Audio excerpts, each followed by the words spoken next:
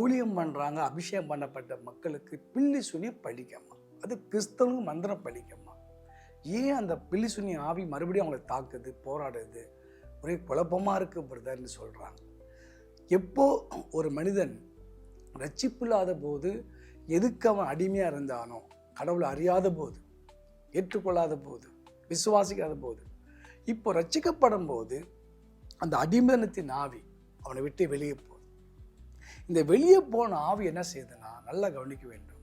மத்திய 12, 43, 44, 45 அது கவனிங்க.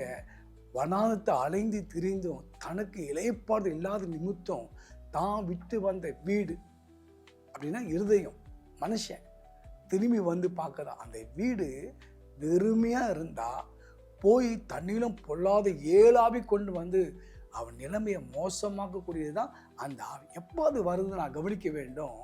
உங்கள் இருதயத்தில் வெறுமை, வெறுமை என்ற வார்த்தை என்னன்னா, ஆதியில் பாருங்க, சாத்தான் கீழே தள்ளும் போது பூமியை வெறுமையாக்கிட்ட, ஒன்றியமில்லாதாக்கிட்டான். அப்போ இந்த வெறுமை எப்படி வருது? ஏன் அபிஷேகம் பண்ணப்பட்ட வருது? ஏன் வருதுன்னா, கலாத்தியர் நீங்கள் 4, 8, 9, 10 வரைக்கும் வாசித்து பாருங்க. இந்த வார்த்தை அங்கே பவுல் சொல்லியிருப்பார். இந்த உலகத்தின் வழிபாடு வெறுமையானதுன்னு.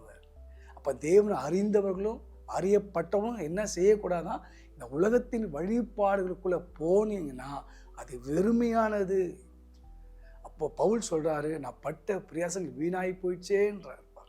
அப்போனால எபேசு 2:2 சொல்லும்போது, இந்த உலகத்தின் வழிபாடுக்குள்ளே இருக்கும்போது நம்ம பிசாசுக்கு கீழ்ப்படிந்திருந்தோம், தேவ கோபத்துக்கு ஆளாயிருந்தோம். அதனால் கொலோசியர் 2:20 இந்த உலகத்தின் வழிபாடுக்கு ஞானஸ்நானம் செத்துட்டோம்.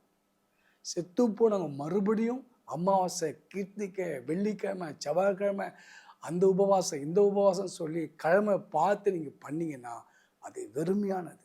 எரேமியா 10 சொல்லுவார் ஆண்டவர், புறஜாதி மார்க்கத்தை ஒன்று கற்றுக்கொள்ளாதீங்க. புறஜாதி பாருங்கள், வெள்ளிக்கிழமைனா அந்த விக்கிரங்களுக்கு உபவாசம் பண்ணுவாங்க, வேலைக்கிழமைனா ஏதோ ஒரு உபவாசம் பண்ணுவாங்க, செவ்வாய்க்கிழமைனா உபவாசம் பண்ணுவாங்க.